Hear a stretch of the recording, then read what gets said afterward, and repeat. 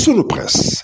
À la présentation Aïcha Toupam. Sunu Presse vous est offert par le Grand Carnaval de Dakar. Bonjour. La proposition d'un débat public de Sonko à Amadou Ba, l'affaire ONAS, entre autres sujets, sont mises en exergue par les quotidiens reçus ce matin. Amadou Ba accepte le défi de Sonko, titre le quotidien Vox Pop, revenant sur Zahra Iyane Thiam, mandataire de Jàmm ak Njariñ, qui confirme l'information. Amadou Ba attend Sonko pour le débat. Nous sommes prêts et à son écoute qu'il fixe le jour, l'heure et même la date, explique Zahra Iyane Thiam. Le journal Le Quotidien abonde dans ce même siège avec le débat public proposé par Ousmane Sonko. Amadou Ba laisse à Sonko la latitude de fixer la date et le jour.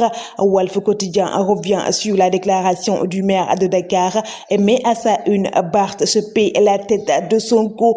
Parlons d'un énarque qui ne parle pas un bon français. Le même journal revient sur l'emprisonnement de Bougane Gueye et Sam Sakadou qui dénonce des conditions de détention inhumaines. Tribune traite également cette question et titre Gëm Sa Bopp mobilise la société civile et la communauté internationale.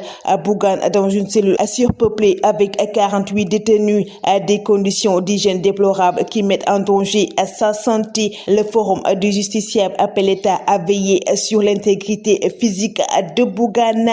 L'aide Diop dans le dur, lit-on en première page du journal L'Observateur. Revenant sur le pôle judiciaire financier, l'ancien directeur général de la LONASE sur le coût de mesures conservatoires drastiques.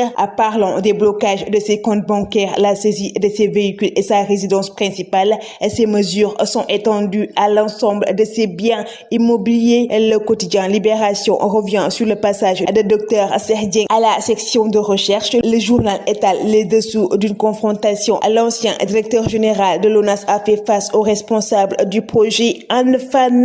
Le journal Enquête fait focus sur un autre scandale au domaine agricole de Sangalkam et met à sa une crime foncier sur les terres de l'ISRA. À 519 hectares dépêchés sans autorisation et 45 hectares mystérieusement disparus. Des agents des impôts et domaines, des magistrats, des autorités religieuses et un grand dignitaire lébou parmi les bénéficiaires.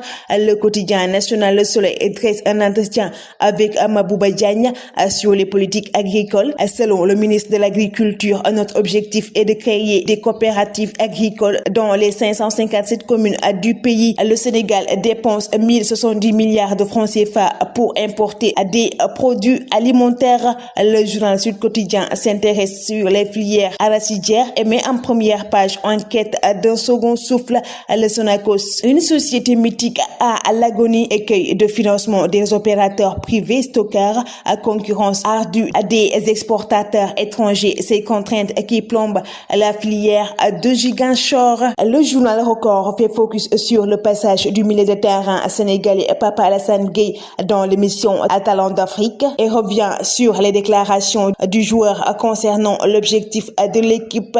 Le journal traite également des matchs de la Ligue des Champions avec le remontada du Real Madrid face à Dortmund et la rencontre en vue entre le Bayern et le Barcelone. Le Carnaval de Dakar célèbre le riche patrimoine culturel africain.